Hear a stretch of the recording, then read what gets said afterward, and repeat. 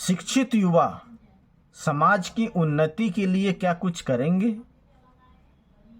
साथियों, जय भीम। चलिए बाबा साहब का एक और भाषण हम देखते हैं। बाबा साहब डॉक्टर अंबेडकर को दिनांक 20 जुलाई 1952 को महार समाज सेवा संघ ने पुष्पहार भेंट किया। कार्यकारी मंडल ने बाबा साहब डॉक्टर अंबेडकर के आशीर्वाद से सिद्धार्थ बोर्डिंग, संगमनेर और करजत में शिक्षा प्राप्त कर रहे 75 छात्रों के संदर्भ में सभा को जानकारी दी।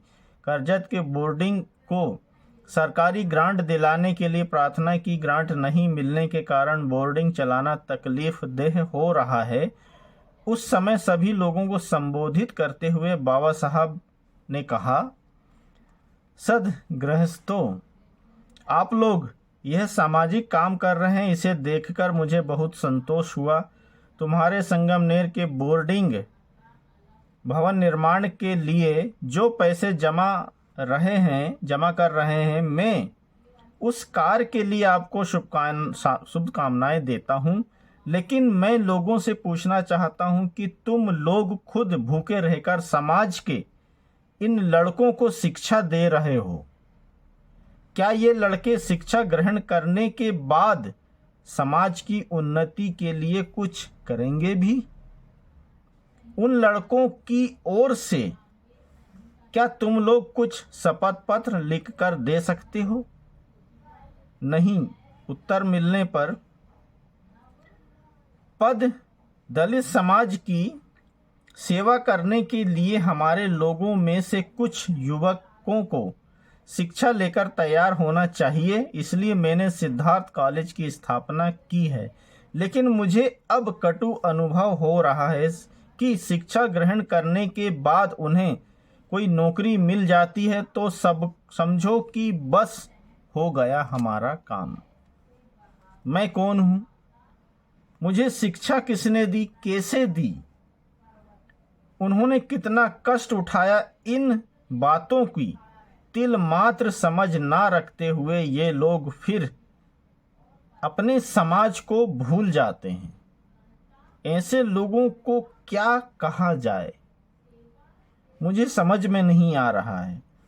तुम यह जो कुछ भी कर रहे हो वह बेकार हो जाएगा, ऐसा मुझे लगता है। नहीं तो उनके ऊपर कुछ पाबंदी रहे, ऐसा कुछ उपाय करो।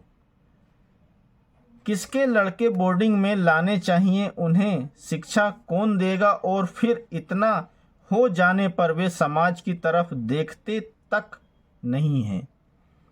क्या यह कृतज्ञता नहीं है?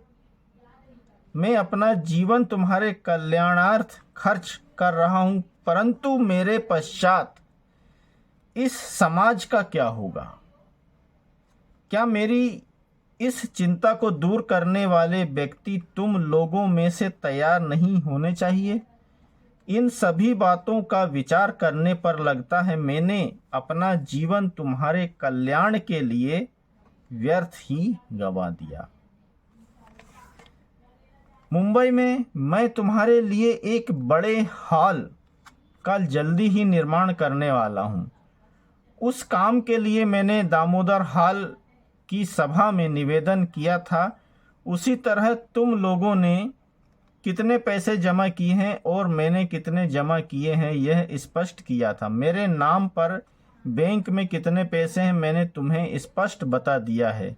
उद्देश्य यही है कि मेरे पश्चात मेरे लड़के उन पैसों पर अपना अधिकार ना दिखाएं और तुम्हें भी निश्चित तौर पर मालूम हो जाए। इसलिए सभी लोगों ने हॉल बनाने के लिए प्रयत्नों की पराकाष्ठा करनी चाहिए। पहले अहमदनगर जिला, बाद में संगमनेर तहसील, फिर मेरा गांव तक ही देखना। इस तरह अपने स्वार्थ को देखने की दुरावस्था को रोकना चाहिए।